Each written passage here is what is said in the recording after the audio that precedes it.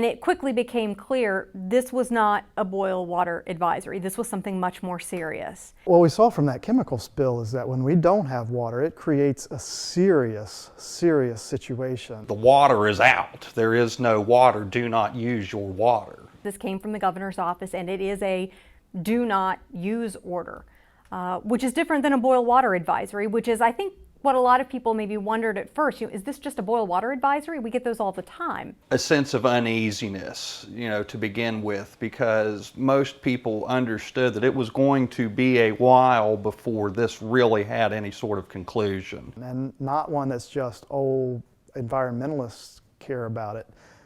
Everybody cares about it. Citizens care about it. Businesses care about it. It's wildly important to us, and we see it, we realize it when it's gone.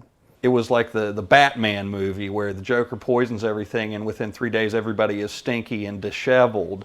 And that was really a number one takeaway. How long is it going to be before we can all stand to be in close proximity to each other again? Cleaning up as best you could with like baby wipes or some sort of like, whatever towels you had laying around that you could clean yourself with. Bottled water, bar soap, and a washcloth was about the best you could do. It was a mess. I was lucky. I had water.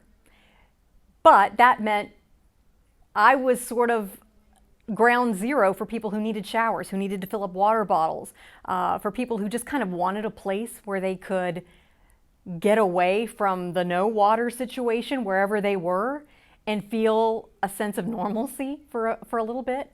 So I was very, very fortunate. But our staff, our reporters, their families, many of them, I think nearly all of them, they lived in apartments and in homes where they didn't have water either.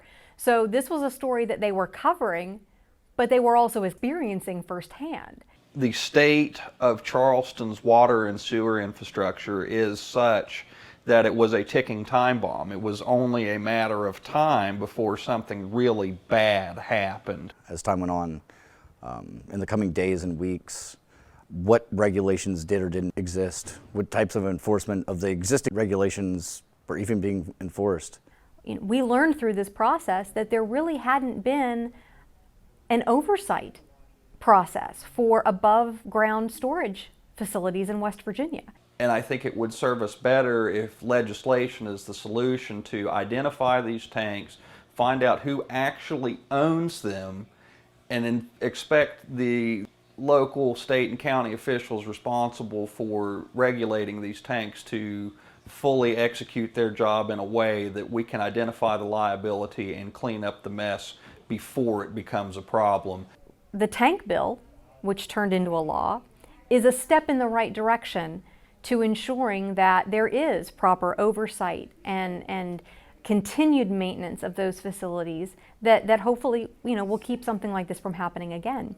I don't know that we'll ever trust the city water system in Charleston again. It's like a dish. If you take a dish and you throw that on the ground and it shatters, even if you reassemble the pieces well, it's still just not going to be the same. Even once the water was turned on, people didn't believe the water was safe. But I think that everyone, at least myself, was a little reluctant. It was a matter of necessity, though. It had been days, and it's not like I could jump in the car and just drive away out of town to go find some water to use. That even today, there are a percentage of families in West Virginia and Charleston that do not trust this water system, and they don't want to do anything with it. They won't drink it, they won't bathe in it, they won't cook with it. They've gone to drilling their own wells or collecting rainwater. Water is extremely valuable, and we just often take it for granted because we have so much of it.